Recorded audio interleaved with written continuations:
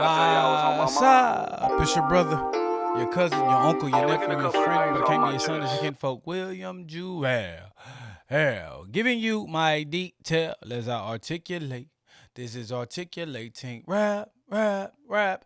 How y'all doing? How y'all doing? If you haven't already, make sure you hit the subscribe button down below and turn all the notifications on so you can get all the new content when I post it. I just came here to articulate and give you my detail from a close up and microscopic and telescopic viewpoint, right? Close up and far away.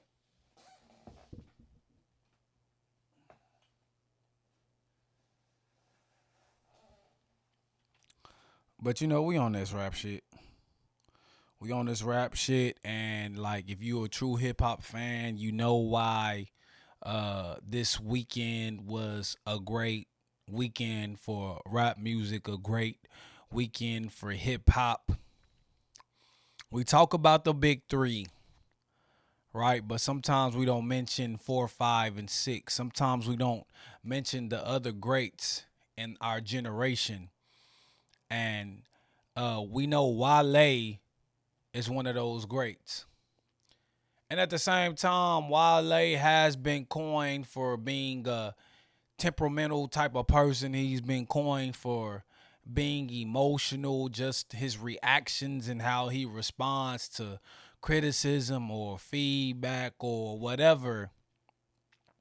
It just seems all so sensitive. But one thing that works in his favor with that emotion is that he knows how to be a poet. He knows how to dig into his internal self and be introspective. He knows how to pull on your heartstrings with his music. And I believe that's what he did with this album, Everything Is a Lot. And I mean, just the title itself, right? A lot of people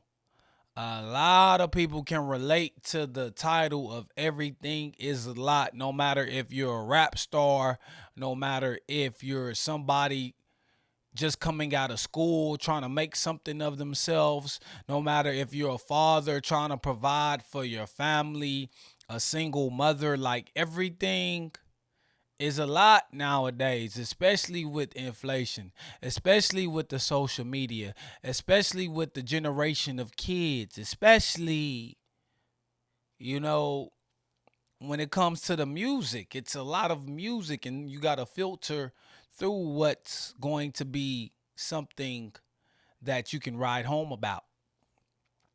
And I believe this album is something that needs to be exalted. This album is something that needs to be uplifted. And I hear a lot of people saying this is Wale's best album. And to be honest, when I think about Wale's albums, I wouldn't say I could name an album better than this one, but I really love the last album that he did when it comes to uh let me go to the album. Right? For Lauren 2. I really love For Lauren 2. I really thought that was a great album from New Balances. He had singles on there. He had R&B type of vibes. He kind of blended a little bit of everything well. So I feel like For Lauren 2, to me, that's one of my favorite Wale albums.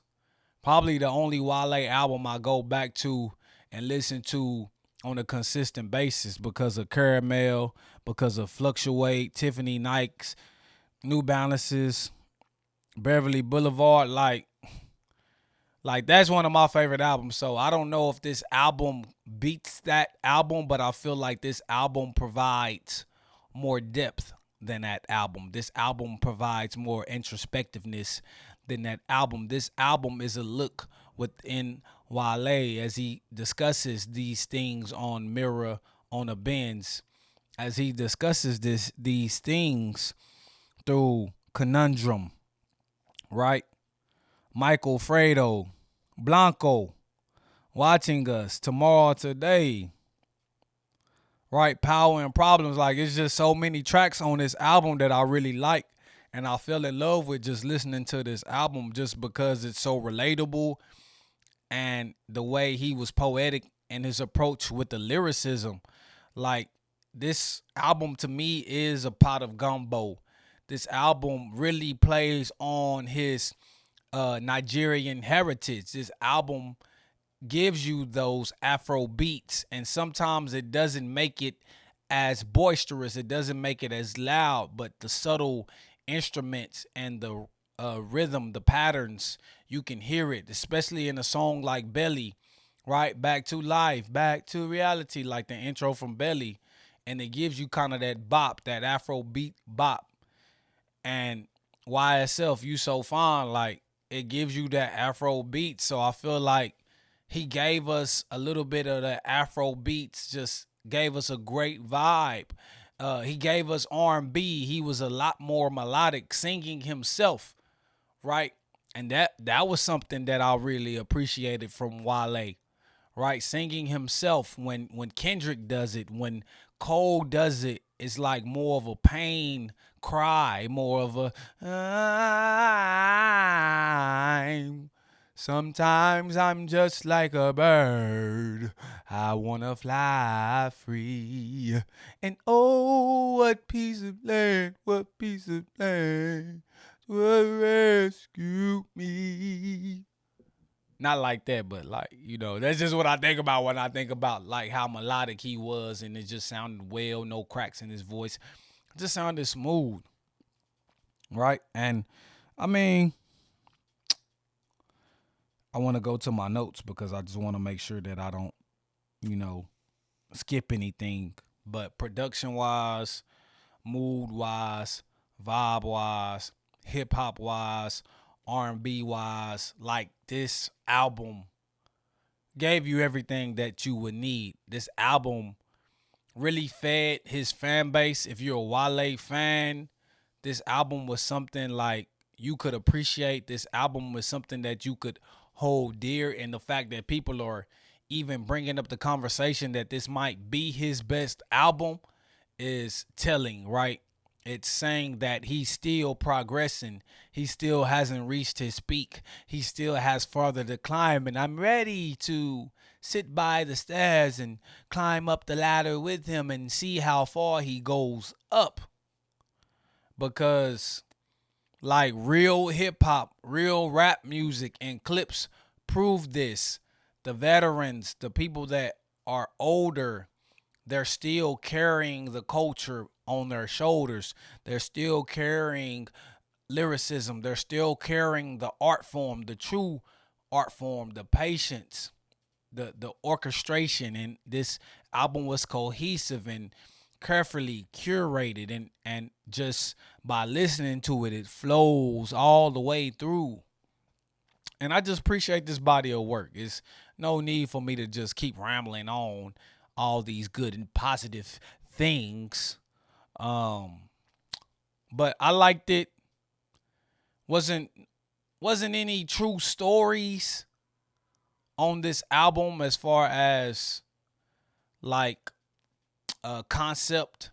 Wasn't any true stories as far as storytelling and his songs, other than certain quotables, certain lyrics that speaks about his baby mom, that speaks about his mom, and like other than him just talking about his real life. So I think that would be the only negative I could say, or that would be the only thing I could say that this album might be missing. So correct me if I'm wrong, but it's just kind of missing a storytelling element to it. But the cohesiveness of the songs, the name, title of the album, and the substance, the depth of this album, I feel like go hand in hand with each other. And I didn't get to talk about another artist last week because I was trying to be quick, I was trying to be fast, but G-Herbo, Lil Herb, right? That album caught me by surprise because, to be honest with you, I've heard G-Herbo on features. Maybe I've tried to listen to an album or two back in the day, but I've never been able to get through a full G-Herbo album. And this was the first G-Herbo album that I was able to get through, right? And I just believe that his his progression, his ability to rap, his ability to stay on beats has improved. His ability to provide like substance and depth, and not just substance, but just be able to talk about the streets, but also talk about the consequences of the streets, talk about all the bad things that come from the streets, not just telling one side of the story and glorifying the violence. I believe he was able to captivate that in this album when he talks about Lil Herb, right? The album Lil Herb. I love the intro. I love longevity. Win again. Uh, I love went legit. Like, I just like this album, and I played this album a couple times, and I was really impressed. Actually, surprised, but also appreciative because of the journey and the route that he's taken to get here, and I can see him only like getting better. So the production was solid. It was soulful when it needed to be. It was energetic when it needed to be, and he matched the energy and just the way the album was structured from beginning to end. It was cohesive. It was an easy listening. It was easily digestible. You could jam it in the gym. You could jam it in the car. And bro, like lyrically, not just talking about on beat, but lyrically, he was saying some shit. He was saying some shit, and that goes a long way. Right? And I just think about G-Herbo, and I think about Chicago, and it makes me think about Dirk. And if anyone who has followed this channel know, Dirk was one of my favorites. It still is one of my favorites.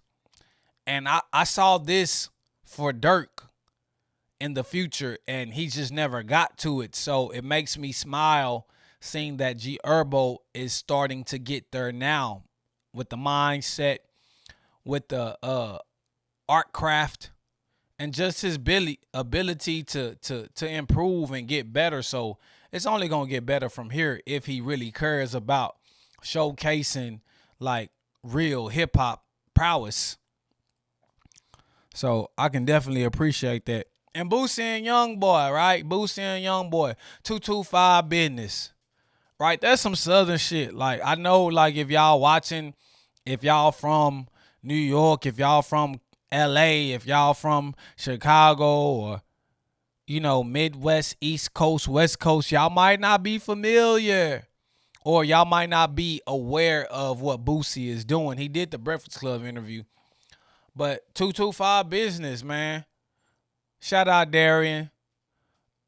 He notified me about it. Then I saw the interview with Boosie on Breakfast Club, and I'm glad that this album finally came to fruition, because we know about the history of Boosie and Young Boy. Everybody hates Young Boy, and Boosie coming back, kind of like taking a couple shots. Like, everybody knows the history. Like, they was making songs together, and then, YB just acted out, called out a lot of people, dissing a lot of rappers, and Boosie was one of them, and he took offense to it. But he said that once YB got out of jail, right, he hit him up, and they was able to finish up their collaborations. If you look at the streaming, every song is Boosie featuring NBA Young Boy or Never Broke Again Young Boy. But man, like, this is what you expect, right? Hard beats, hard lyrics, and one thing I could tell. I mean, you could tell like Young Boy is rapping a little bit different. It's older. You could tell because he's not rapping how he currently raps.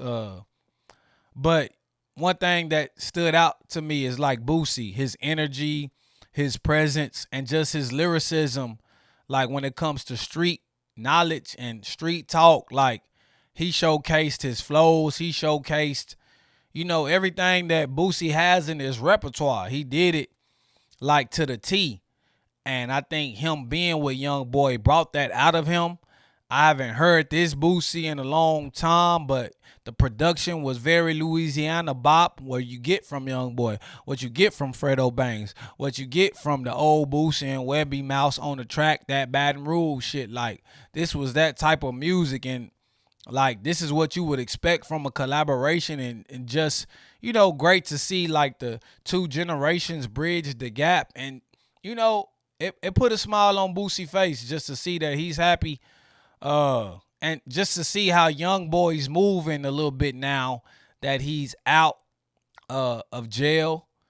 I think this is a silver lining for him. I think this is another way that he gets back, in the good graces of the public, his fan base, and continues to catapult, from where he's at now, because he's done a lot of things in such a short time and at a young age. And it's interesting to see what he'll be doing going forward. But I really like this album, 225 Business. This is definitely something you want to jam at the gym. This is definitely something you can cut up when you're trying to turn up before you go somewhere, or you just want to hear some street shit. You know what I'm saying? But I like it, right? You know what I'm saying? Especially at the beginning, towards the end, it was cool. But the beginning of the album really like gives you the energy that you need to have to get through the end of it. So shout out 225 Business, Boosie, and Young Boy. And the last thing I wanted to talk about was Summer Walker finally over it. I feel like this is a great album.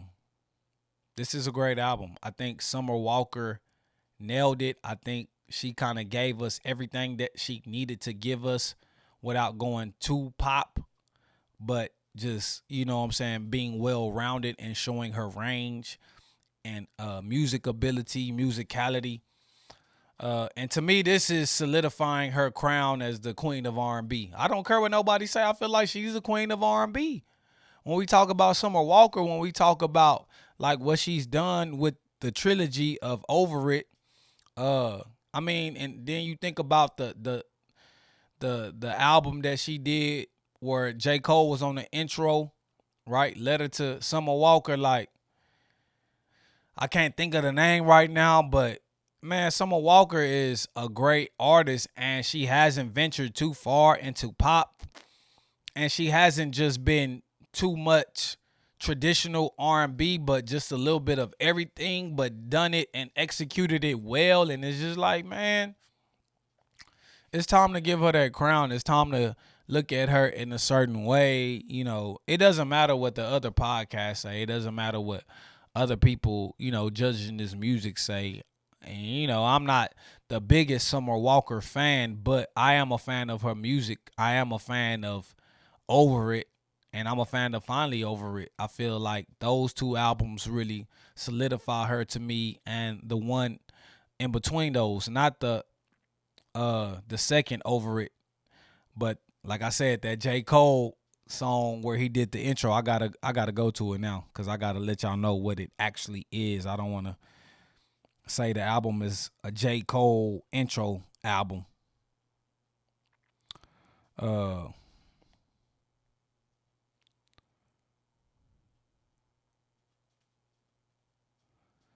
It's kind of like an EP, if I'm not mistaken.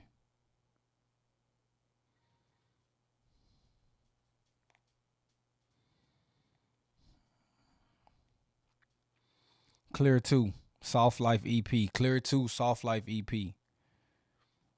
So Clear 2, man, that was really, I really like that. I really like that. It really just showed me like she could get in that R&B bag.